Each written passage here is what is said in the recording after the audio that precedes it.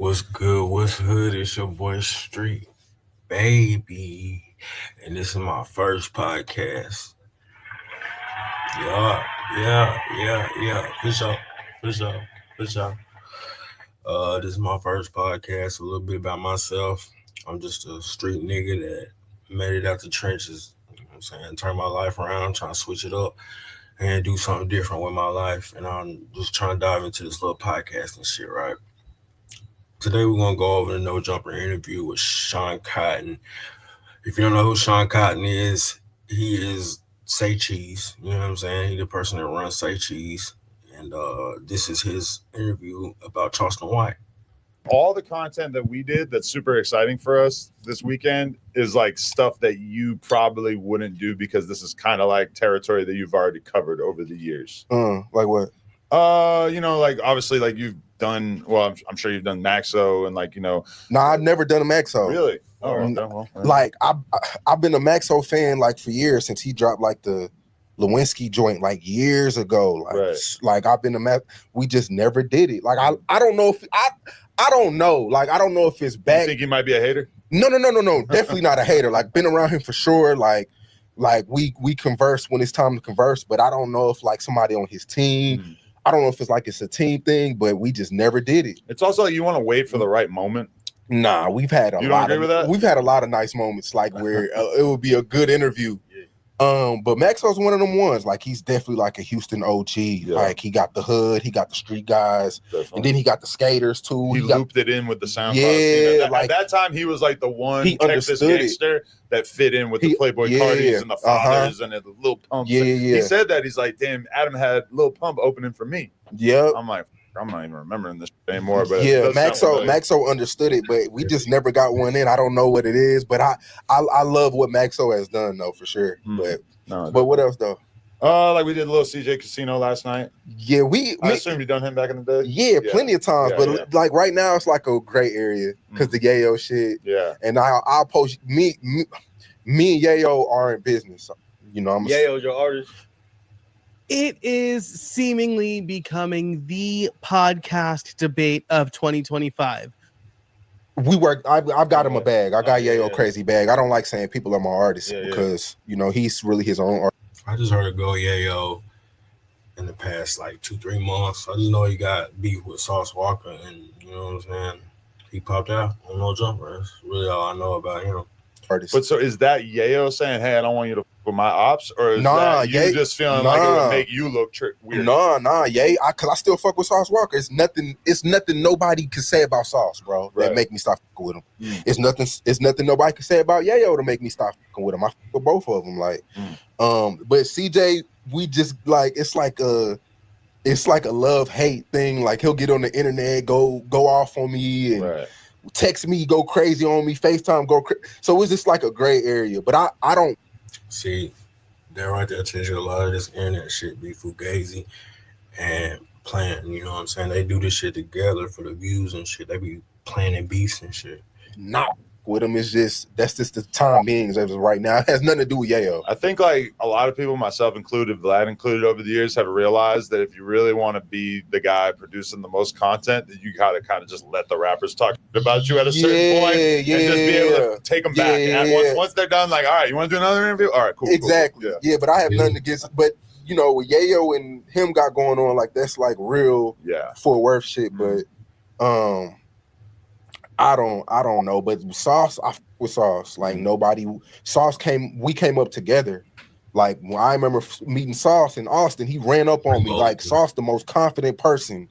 Like he just wears it. And I know y'all got like a funny relationship. I mean, I feel like I've never done anything but show him love. Like his main gripe with me is that I said that I wanted to do an interview and crack a pint with him, which I thought, okay, we're both lean enthusiasts, so that would be cool. Him probably more so than me, but he took. That ain't how you said that. I seen that interview. You was like, I'm gonna get you some lean. You come and do the interview. That was it. No payment plan. No, just you trying to pay him with the lean type shit.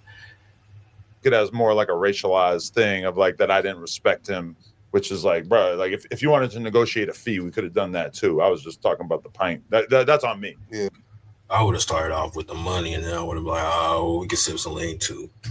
That's not like your payment. Yeah, I don't know. Maybe I phrased it differently at the time, but even when I like go back and forth with him, I try not to be disrespectful because I've always been such a big fan of him and I respect him as an entrepreneur and everything. And even when he was like kind of ranting against me the other day, he was like, I respect you going to Houston and doing content with all these artists and bigging up the city. And so I feel like it wasn't like a pure hatred thing. Yeah. Nah, I fuck with Sauce, man. And he's like the first dude. I met him like 2013. He was probably like one of the first guys who had money like before rap. Like all the shit he's saying is like it's true. Right.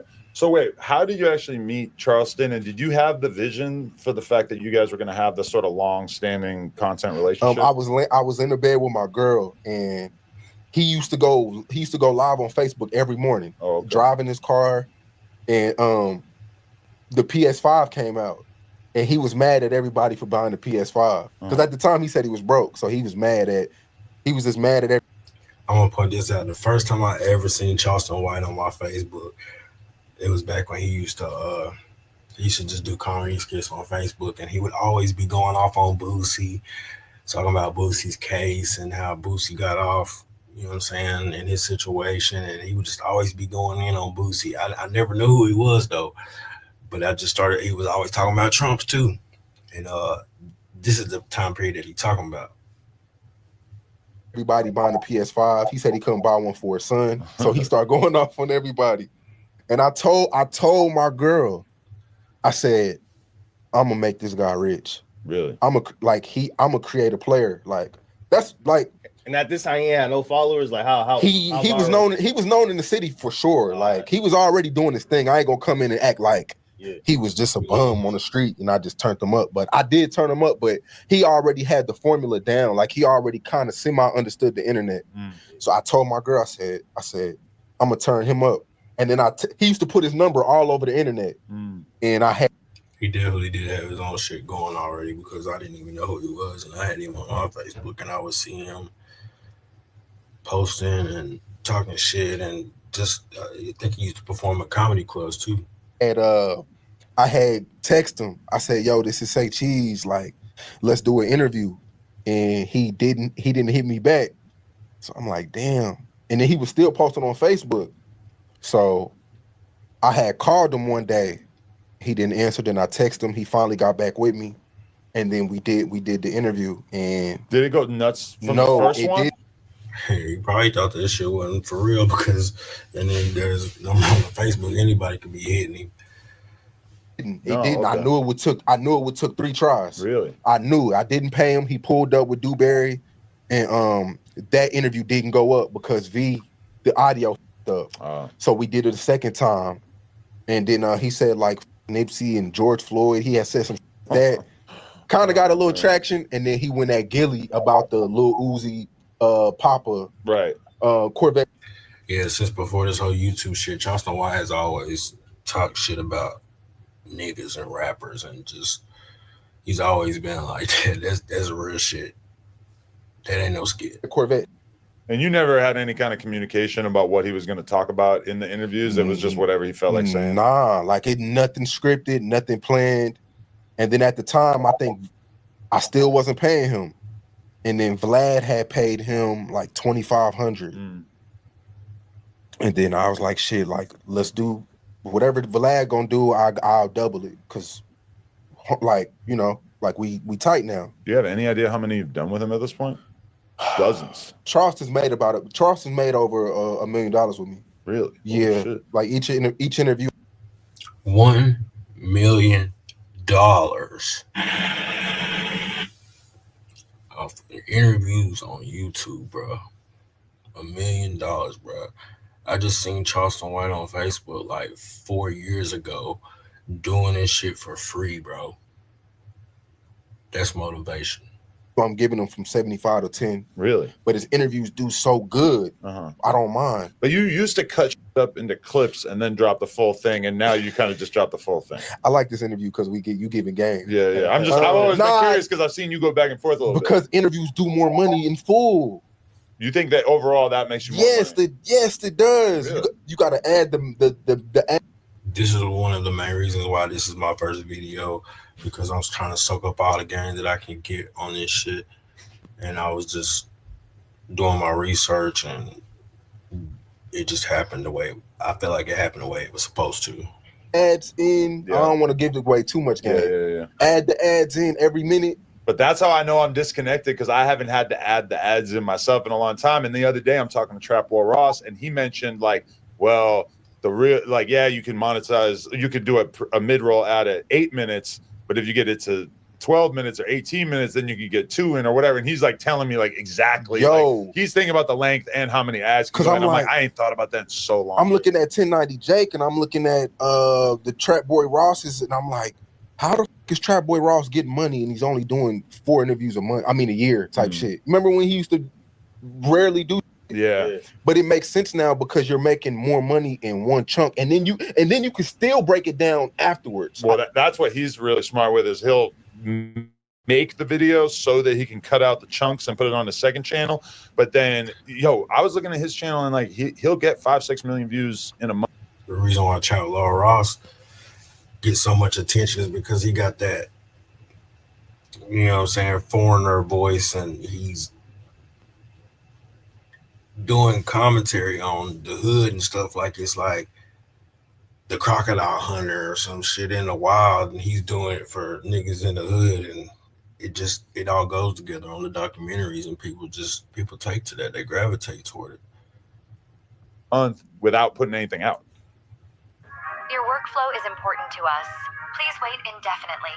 With Monday.com's intuitive work management.